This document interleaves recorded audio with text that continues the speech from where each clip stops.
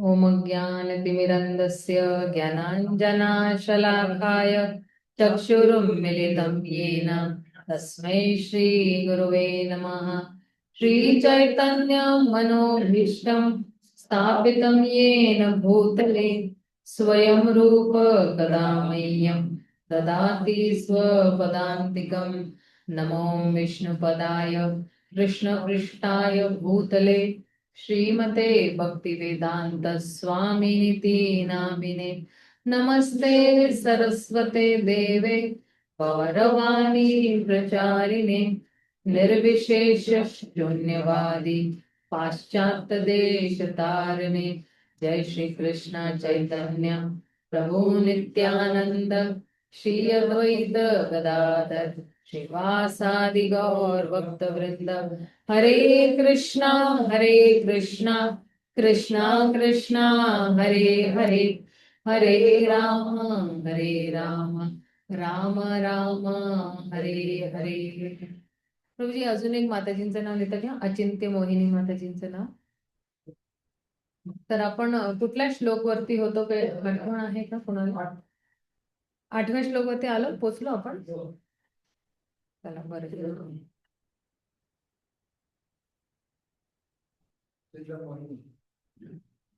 हा, अचिंत्य मोहिनी माताजी त्यांचे नाव आहे म्हणजे त्यांची अटेंडन्स लागेल.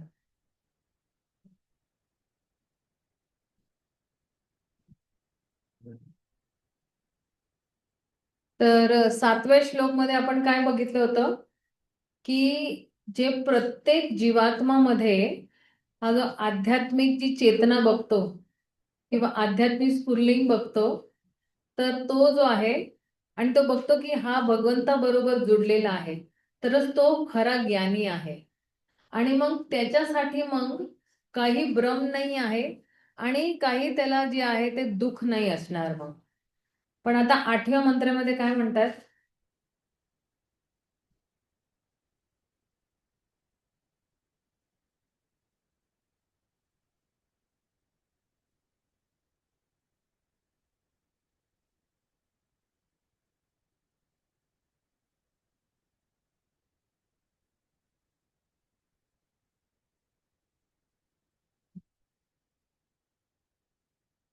त्याचं जरा हे वाचा ना, अनुवाद वाचा ना जरा. 8 नंबरचा. हम्म. तो अनादी काळापासून प्रत्येकाची इच्छा पूर्ण करीत आला आहे. तो सर्वात महान पुरुष, पूर्ण पुरुषोत्तम भगवान, भौतिक शरीर नसलेला, प्रत्येक वस्तूचा ज्ञाता, अनित्य, शरीरात शिरा नसलेला, शुद्ध आत्मनिर्भर असा तत्वज्ञ आहे. हे अशा मनुष्याला तत्वतः बाहेर असायला होईल. हा 8व्या श्लोकचा आहे ना. आता इकडे बघा काय सांगितलेलं त्यांनी की हा जो दिव्य आणि शाश्वत जो आपला स्वरूप आहे, हा नाही, आणि भगवंताचं सुद्धा काय आहे? दिव्य आणि शाश्वत स्वरूप आहे. तर भगवंतातला जे आहे ते एक आकार आहे. ते भगवंत निराकार नाही आहे, भगवंताला एक आकार आहे आणि त्यांचा एक दिव्य रूप आहे जो भौतिक रूप सारखा नाही आहे. जसं आपलं भौतिक रूप काय आहे, 6 जे आहेत परिवर्तन मध्ये जातो, राईट. आपण तेव्हा बाळपणमध्ये असतो, मग युवा अवस्थामध्ये येतो आणि आपण वृद्ध अवस्थामध्ये. तसा जो भगवंताचा जो स्वरूप आहे ना, तो भौतिक स्वरूप नाहीये. भगवंत जेव्हा कुरुक्षेत्रच्या मैदानावरती होते तेव्हा 125 वर्षाचे होते. पण जरी ते 125 वर्ष हे पृथ्वीच्या काय म्हणतात कॅल्क्युलेशनच्या हिसाबाने होते, पण ते ऍक्च्युली दिसत होते फक्त 16 वर्षाचे नवयुवक सारखेच दिसत होते. आणि भगवंताची हाईट तुम्ही बघा, भगवंताची हाईट 8 फूट, 8 फूट हाईट. आता 6 फूट कोण असले तर आपण असं वरती बघतो ना, त्याच्यासमोर म्हणजे मी तरी लिलीपुटच दिसणार. पण भगवंताची हाईट अगदी 8 फूट सारखी अशी अगदी शास्त्रामध्ये वर्णन केलेलं आहे ना की त्यांची जी भुजा आहे ती त्यांच्या घुटण्याच्या खाली पोचते आहे. त्यांचे जे डोळे आहेत ते फक्त आपले ते एवढे छोटे छोटे माझे तरी चिंकी चिंकी आहेत, पण भगवंताचे डोळे अगदी कानापर्यंत पोचत आहेत. असे मस्त कमळ नयन सारखे त्यांचे डोळे आहेत. आणि भगवंताची जी भुजा आहे ती अशी, छाती जी आहे ती अगदी मस्त अशी चौडी छाती आहे. आणि जी कमर आहे ती खूप पातळ आहे. तुम्ही बघा जेव्हा भगवंत चालतात ना, जसं एक स्त्री चालते ना, तर तसं चालते. तसं कमरमध्ये लचक मारून मारून चालतात भगवान. हा, ब्रह्मसंहितामध्ये दिलेलं आहे ते, राईट. तर भगवंताचं जे रूप आहे ते इतकं सुंदर आहे की ते आपण या भौतिक ह्याच्यामध्ये आपण त्याची तुलना करूच नाही शकत. त्यांचं ते हसणं मधुरम, मधुरम माताजी मधुरम आहे.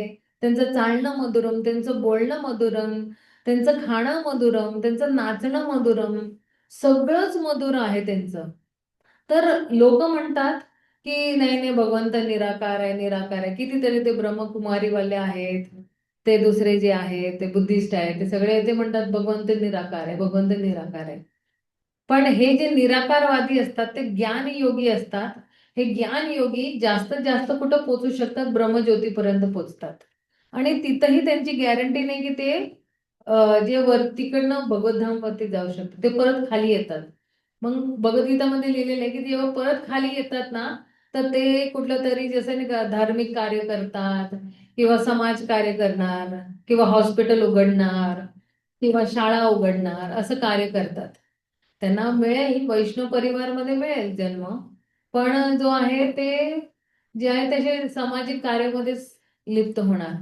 तर हे ज्ञान योगीला जे आहे त्याचं जर का परिपूर्ण किंवा परिपक्व अवस्थामध्ये पोचायचं असेल तर त्याला भक्ती योगचा जो आहे ना तो आधार घ्यावाच लागेल. जोपर्यंत ज्ञान योगी सुद्धा भक्ती योगचा आधार नाही घेणार तर त्याचं ज्ञान योग सुद्धा अपूर्ण आहे. तो पूर्ण नाही घेऊ शकत. तो म्हणजे त्याच्यामध्ये त्याला जे त्याचं मनासारखं जो त्याला जो परिणाम पाहिजे तो त्याला मिळणार नाही. तर म्हणून प्रत्येक जेव्हा कर्मयोग मध्ये सुद्धा जर का भक्ती योगचा समावेश झाला तर कर्मयोगीला त्याचं फळ मिळेल, नाहीतर त्याला फळ नाही मिळणार. आणि तुम्ही अष्टांग योगी सुद्धा बघा, मी बहुतेक सांगितलेले आहे पूर्वी सुद्धा की अष्टांग योगीमध्ये यम नियम आसन असतात.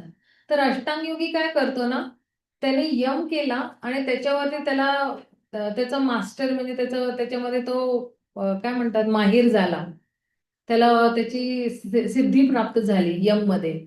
तर तो काय करतो ना, यमला सोडून नियमला जातो. मग नियम मध्ये त्याला सिद्धी मिळेल तर तो नियम सोडतो आणि मग तो प्राणायामकडे येतो. प्राणायाम मध्ये त्याला सिद्धी मिळेल तर तो प्राणायामला सुद्धा सोडतो. पण भगवंत काय म्हणतात ते त्या 6व्या अध्यायामध्ये की प्रत्येक जर टप्पा आहे ना, यम नियम आसन प्राणायाम वगैरे, तर या सगळ्या यम नियम आसन मध्ये त्याला भक्ती योगचा समावेश करावाच लागेल. आणि जो भक्ती योगी आहे ना तो हे सगळंच पालन करतोय. यम नियम आसन प्राणायाम धारणा.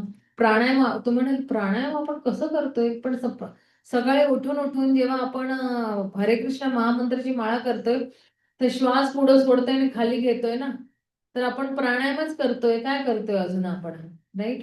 आणि मी पहिले सुद्धा सांगितलंय की प्राणायाम आणि जे आहे प्राणायाम मध्ये आणि हरे कृष्ण महामंत्र करण्यामध्ये फरक काय आहे.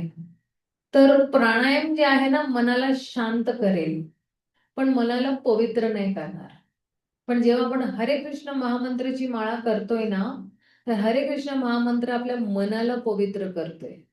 तर मनाला पवित्र केलं तर ऑटोमॅटिकली मन शांतच होऊन जाणार आहे, कारण की मनामध्ये जेवढे अनर्थ आहेत ते सगळे बाहेर निघून जातात. पण हा, कोणी विचारेल की काही लोक प्राणायाम सुद्धा करताय आणि हरे कृष्ण महामंत्र, तर ते म्हणतात की सहाय्यक आहे तो, म्हणजे तो काय म्हणतात त्याला मदत करतोय. तर जर का एखाद्या वेळेला मंदिरामध्ये आपण बसलेलो आहे आणि खूप मन जरा अशांत झाले, कारण की आपण स्त्री आहोत किंवा पुरुष आहोत, तर घराची जरा काहीतरी चिंता असेल, कोणी आजारी असेल, कोणी काय बोललं असेल तर ती चिंता असते आपल्याला. तर मग आपण काय करतो, थोडे आपले का 11 वेळा प्राणायाम केलं की मन शांत होऊन जाईल आणि मग आपण आपली माळा करू शकतो. तर प्राणायाम करू शकतो कारण की ते शरीराला आणि मनाला जरा थोडं बॅलन्स ठेवायला ते प्राणायाम करू शकतो. पण प्राणायाम तुम्हाला भगवंतापर्यंत नाही घेऊन जाणार. प्राणायाम आपल्याला मनाची शुद्धीकरण नाही करून देणार. मनाची शुद्धीकरण फक्त हरे कृष्ण महामंत्रच करून देऊ शकतो, बाकी कोणी नाही. म्हणून इकडे म्हणतात की भगवंताचा जो आकार आहे किंवा स्वरूप आहे आणि आपलं भौतिक स्वरूप आहे तो वेगळा आहे. आणि पुढे काय म्हणतायत की हा हे जे आपल्या जीवात्माचे जेवढे काही आकार आहेत ते काय आहेत, ते या शरीरामध्ये बद्ध आहे. बद्ध अवस्थामध्ये म्हणजे काय आहे, आपण शरीरामध्ये बंद झालेलो आहे. मनुष्य शरीरमध्ये बंद कोणी झालंय, कोणी जे आहे गायच्या शरीरमध्ये आहे, कोणी मांजरच्या शरीरमध्ये, कोणी माकडच्या शरीरमध्ये म्हणतात की बंद झाले. आणि मग जो आहे त्याच्याप्रमाणेच तो कार्य करेल. जसं यंत्ररूढानी मायया, तर हे यंत्र आहे. शरीर जे आहे ते यंत्र आहे आणि त्या यंत्रामध्ये बसून किंवा यंत्रावरती बसून मग तो जो आहे काय करतो, आपले आपले कार्य करतो. तर एखादा वेळ माकड असेल तर त्याचं यंत्र काय, तो माकड वेळच करणार आहे. तो असं काही हरे कृष्ण महामंत्राची माळा घेऊन बसणार नाहीये, त्याला काही एवढी अक्कल नाही आहे. त्याला एवढंच माहिती की मला एका फांदीवरनं दुसऱ्या फांदीवरती फक्त उडी टाकायची आहे. तर त्याप्रमाणे मग तो कार्य करत जाईल. आणि म्हणतात की आपले हे जे शरीरामध्ये जे आहेत ना, हे खूप सगळे जे नस आहेत ना आपले, आणि हे सगळे आपले काय म्हणतात, शिऱ्या म्हणतो आपण त्याला, है ना. तर आपल्या शरीरामध्ये खूप सारे शिऱ्या आहेत. पण तुम्ही बघा भगवंत जे आहेत, है ना, भगवंताच्या शरीरामध्ये शिऱ्या नाही आहेत, है ना. जिथने रक्तप्रवाह जिकडनं होतोय त्या शरीरामध्ये, तर ते भगवंताकडे नाही आहे. आणि म्हणतात की भगवंत जे आहेत त्यांच्या शरीरामध्ये बद्ध अवस्थामध्ये नाही आहेत. आपण बद्ध अवस्थामध्ये म्हणजे आपण बांधलेलो आहोत. पण भगवंत जे आहेत तर त्या शरीरामध्ये बद्ध अवस्थामध्ये नाहीये. म्हणजे काय की त्यांच्या शरीरामध्ये आणि त्यांच्या आत्मामध्ये काही फरक नाही आहे. त्यांच्या कुठलाही जो भाग आहे तो कुठलाही कार्य करू शकतो. जसं डोळ्यांनी भगवंत जेवू शकतात. आपण जेवू शकतो का? नाही, फक्त बघू शकतो आपण. म्हणजे या डोळ्यांनी फक्त आपण बघू शकतो किंवा काहीतरी ज्ञान ग्रहण करू शकतो. म्हणजे याच्यामध्ये सुद्धा आपली सीमा आहे, म्हणजे लिमिटेशन आहेत आपले, की या डोळ्याने आपण एवढंच, कानाने फक्त आपण ऐकू शकतो. करेक्ट. तसं ते आपण त्याच्यामध्ये त्याची आपली लिमिटेशन आहेत. पण भगवंताच्या शरीरामध्ये आणि आत्मामध्ये काही फरक आहे नाही. आणि दुसरं की प्रकृतीच्या नियमानुसार आपल्याला जो आहे वेगवेगळे शरीरामध्ये जन्म मिळतो. पण भगवंत जे आहेत त्यांना कोणी असं जबरदस्ती नाही करत की तुम्हाला आता हा शरीर धारण करावा लागेल.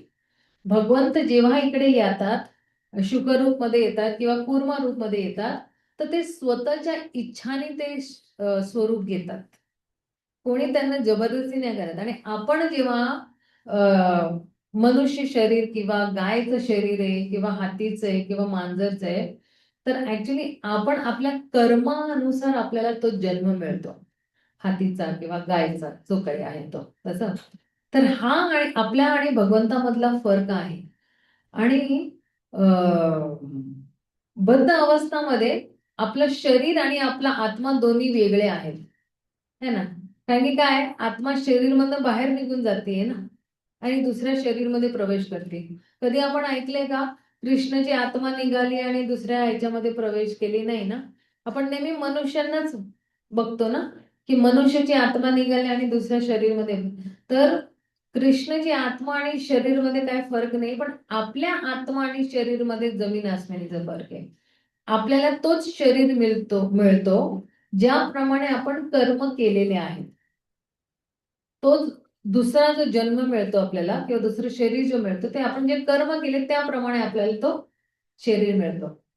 आणि म्हणतात की भगवंताच्या शरीरामध्ये सुद्धा आणि मनामध्ये सुद्धा काही फरक नाही आहे. म्हणून ते म्हणतात ओम पूर्णमदम पूर्णमिदम पूर्णात् पूर्णमुदच्यते पूर्णस्य पूर्णमादाय पूर्णमेवावशिष्यते. तर ते पूर्ण आहे आणि त्यांच्यामधनं जी उत्पत्ती झालेली आहे ती सुद्धा काय आहे, पूर्ण आहे. म्हणजे इकडे ना एक पाण्याची बॉटल असायची ना, पण नाही दिसत आहे. हा कुठे आहे?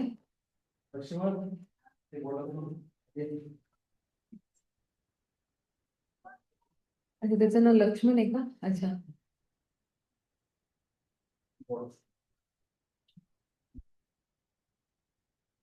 आहे का बेटा पाणी भरलेलं त्याच्यामध्ये? हा थँक्यू. मी ऍक्च्युली जेवलं ना, पाणी नाही पिले.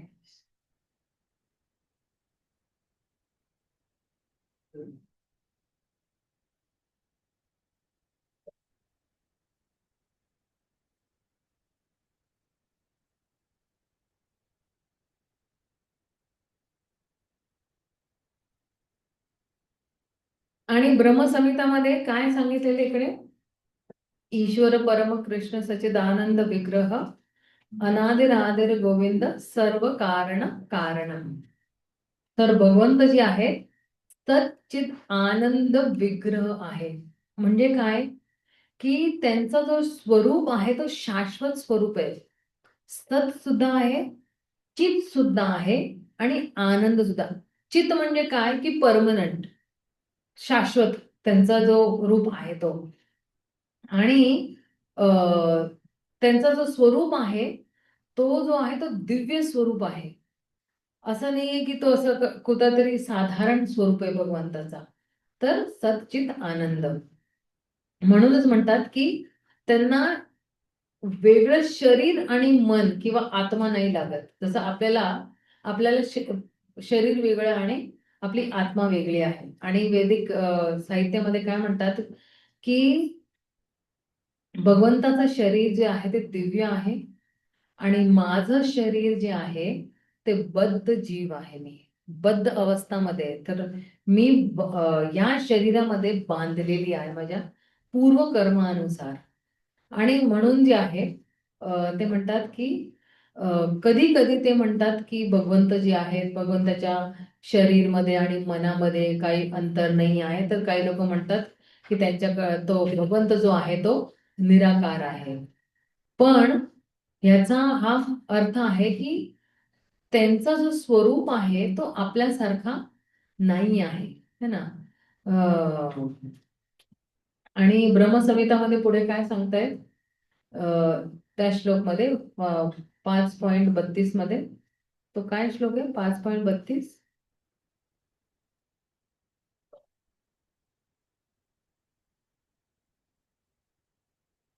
ब्रह्मसंहिताचा हा आपण सकाळी जे म्हणतो ते अंगानि यस्य सकलेन्द्रियवृत्तिमन्ति पश्यन्ति पान्ति कलयन्ति चिरं जगन्ति आनन्दचिन्मय सदुज्ज्वल विग्रहस्य गोविन्दमादिपुरुषं तमहं भजामि. तर म्हणतात की त्यांचा प्रत्येक जो अंग आहे है ना, तर दुसऱ्या अंगाचं कार्य करू शकतो. जसं मी आता सांगितलं की डोळ्याने खाऊ सुद्धा शकतात आणि पळू सुद्धा शकतात. आणि ते जे आहे ते हाताने चालू सुद्धा शकतात आणि पायाने बघू सुद्धा शकतात आणि जे आहे डोळ्यांनी खाऊ सुद्धा शकतात. तर श्रुती मंत्रामध्ये काय सांगितलेलं आहे की भगवंताला हात नाही आणि पाय नाही आपल्यासारखे, पण तरीही ते खूप म्हणजे असे नाही का वाऱ्याच्या वेगाने ते जे आहे ते पळू शकतात अगदी. तर आपण जे आहे ते म्हणतात की अं, अं, हे जे शुक्रम शब्द आहे ना, तर ते तेच म्हणतायत की भगवंत जे आहे ते कुठलंही कार्य करू शकतात. ते म्हणतात की भगवंताला हात पाय नाही आहे तरी ते जे आहे ते चालू शकतात. किंवा जे आहे भगवंत खूप सगळ्यांपेक्षा जे आहे ते अगदी म्हणजे काय म्हणतात ना, फास्टला काय म्हणतो आपण मराठीमध्ये? वेगाने वेगाने हा जोराने पळू शकतात. आणि इतके जोराने पळू शकतात की कोणी त्यांना मॅच नाही करू शकत, तेवढंच जोराने पळू शकतात. तर भगवंताचा जो रूप आहे तो अर्च विग्रह म्हणतो आपण त्याला, की आपण जेव्हा मंदिरामध्ये त्याची स्थापना करतो आणि जेव्हा कुठले आचार्य त्याची स्थापना करतात, जसं आता राधा गोविंद देव जी आहे ते शिलरूप गोस्वामींनी केलेलं आहे, सनातन गोस्वामींनी राधा मदन मोहनची स्थापना केलेली आहे. तर हे आचार्यांनी जे आहे ते भगवंताला त्यांना साक्षात्कार केलेला आहे. आणि हा साक्षात्कार कसा केलेला आहे, की मंत्र 7 मध्ये काय म्हटलेलं आहे, की ते जे आहेत प्रत्येक जीवात्मामध्ये परमात्माचं दर्शन करतायत, हे आपले आचार्य. आणि अ, ते बघतायत की गुणात्मक रूप मध्ये हा जो जीव आहे भगवंताच्या बरोबरच आहे, म्हणजे भगवंत सारखाच आहे. तर तो जो आहे तो खरा ज्ञानी आहे, पंडित समदर्शिन आपण म्हणतो ना ते.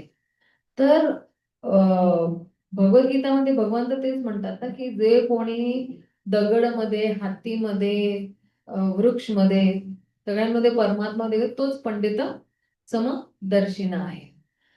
तर भगवंताचा जो रूप आहे तो श्री कृष्ण आहे.